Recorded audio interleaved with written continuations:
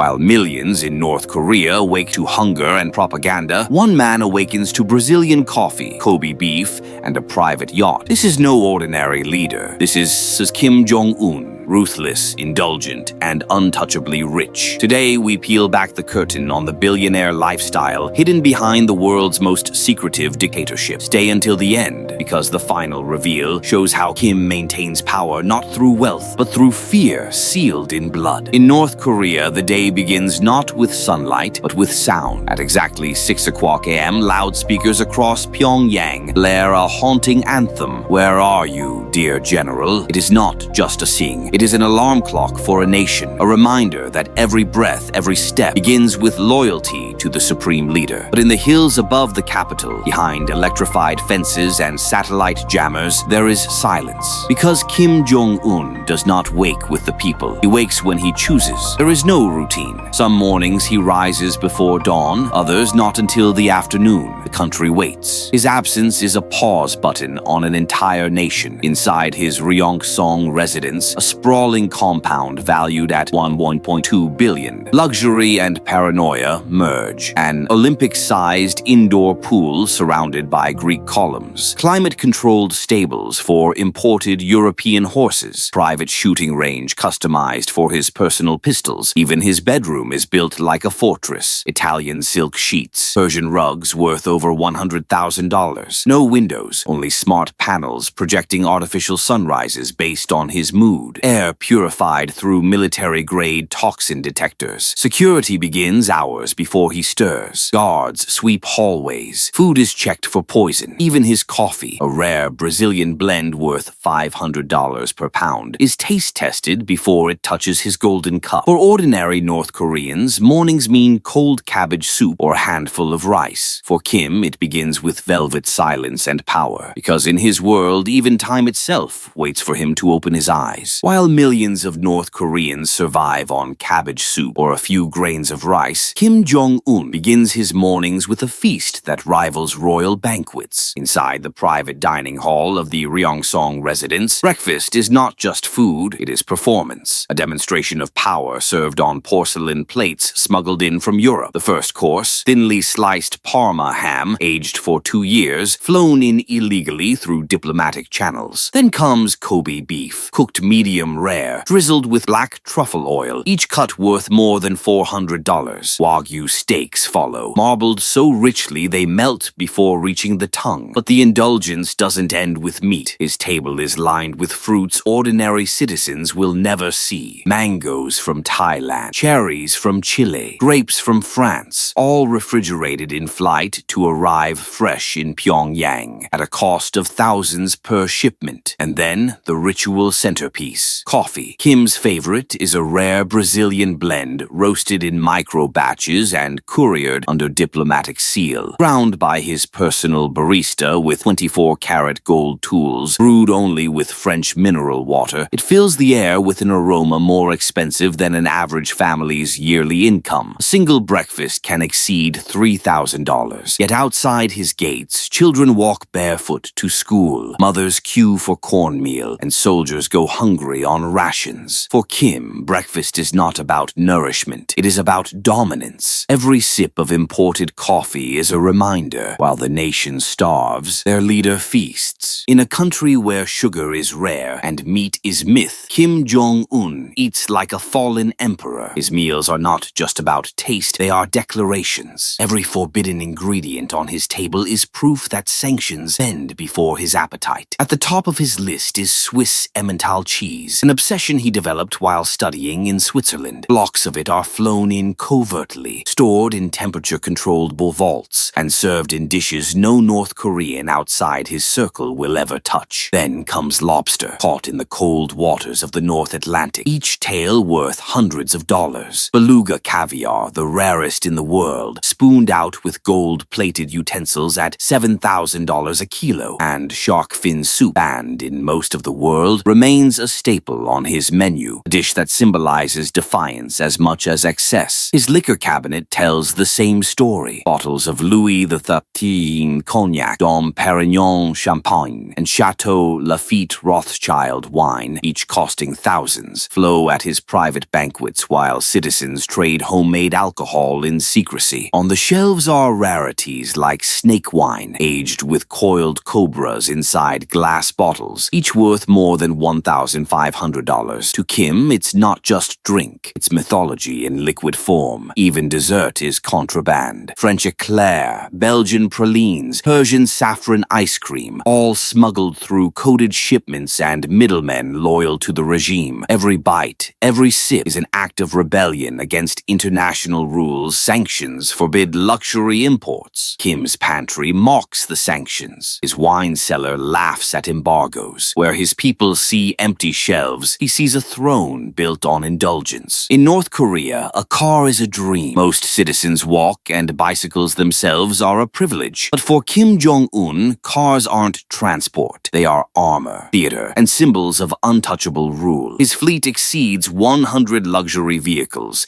each smuggled into the country through diplomatic loopholes and forged shipping manifests. At the heart of his collection is the Mercedes-Maybach S600 Pullman Guard, a $1.6 million armored limousine used by presidents and royalty. Kim's version is fortified further: grenade-resistant plating, smoke-screen systems, and bulletproof tires. It doesn't just carry him, it proclaims him. Trailing behind it are Rolls-Royce Phantoms, Lexus LX SUVs, Toyota Land Cruisers, even a Ferrari 599 GTB Fiorano, each heavily modified with encrypted communications, champagne chillers, and custom leather interiors. Every ride is a stage, every arrival a show of strength. When Kim moves through Pyongyang, the city stops. Roads are cleared, civilians are forbidden from watching, and an elite phalanx of bodyguards jogs beside his limousine in perfect formation, handpicked not just for loyalty, but for being shorter than their leader, so that his presence always towers above. The fleet itself is hidden beneath his palaces in underground garages, secured with facial recognition gates and electromagnetic seals. Engines are started daily to ensure readiness, even if the car never leaves its vault. For Kim, horsepower is not about speed, it's about presence. He doesn't drive to arrive. He arrives to remind the world that in North Korea, even movement itself is a performance of power. When Kim Jong-un wants to disappear, he doesn't go to a bunker. He vanishes into the sea, but not aboard a warship or a naval destroyer. His escape sails on a $7 million luxury yacht, rumored to be named Yonggun, meaning dragon. From the outside, it looks modest, almost ordinary, but that's the illusion. Inside, it's a floating palace. Nearly 200 feet long, the yacht hides a private spa, a soundproof music lounge, and cabins draped in imported silks and rare Burmese teak wood. Beneath crystal lighting, Italian wine cellars hold vintages worth thousands per bottle. A personal chef stands ready in a Japanese steel kitchen, serving everything from foie gras to Wagyu steak, even in open waters. Security is everywhere, but never seen. The hull is reinforced with military-grade armor. Satellite systems are encrypted with Russian tech. Drones launch silently from its deck to sweep the sea around him. Diplomats whisper that secret meetings with foreign envoys happen here, beyond the reach of satellites, reporters, or spies. For most North Koreans, water means rivers where children bathe because their homes have no plumbing. For Kim, the ocean itself bends into privacy and indulgence. His yacht was smuggled into North Korea through Chinese intermediaries, defying international sanctions and reason itself. It shouldn't exist, but it does. Because in Kim Jong-un's world, even the waves carry his shadow. Out there, on calm waters, he isn't just a dictator, he is untouchable. Luxury may shield Kim Jong-un's world in silk and gold, but the fabric of his rule is stitched with fear. Behind the billion-dollar palaces, golden cutlery, and diamond watches lies a truth far colder. In his regime, power is preserved not by loyalty, but by elimination. In 2017, the world watched in horror when Kim Jong-nam, Kim's own half-brother, was assassinated in a Malaysian airport. From golden breakfast tables to velvet-lined yachts, Kim Jong-un lives a billionaire fantasy in a nation gripped by famine and fear. His cars, watches, and feasts defy international sanctions. His His enemies vanish. His people are told to worship him as divine. But behind the silk sheets and snake wine lies a fragile man, paranoid, unhealthy, and obsessed with control. In North Korea, power isn't earned. It's staged. Every Rolex tick, every champagne toast, every guarded ride through empty streets is less about luxury and more about survival. And yet, the cost of his survival is borne by millions who starve while he dines, who whisper in fear while he feasts, and who bow to a god that bleeds. What shocked you most about Kim Jong-un's hidden empire? The harem, the assassinations? Comment below. We're reading every response. And don't forget, subscribe to Luxrich for more untold truths of the world's richest rulers.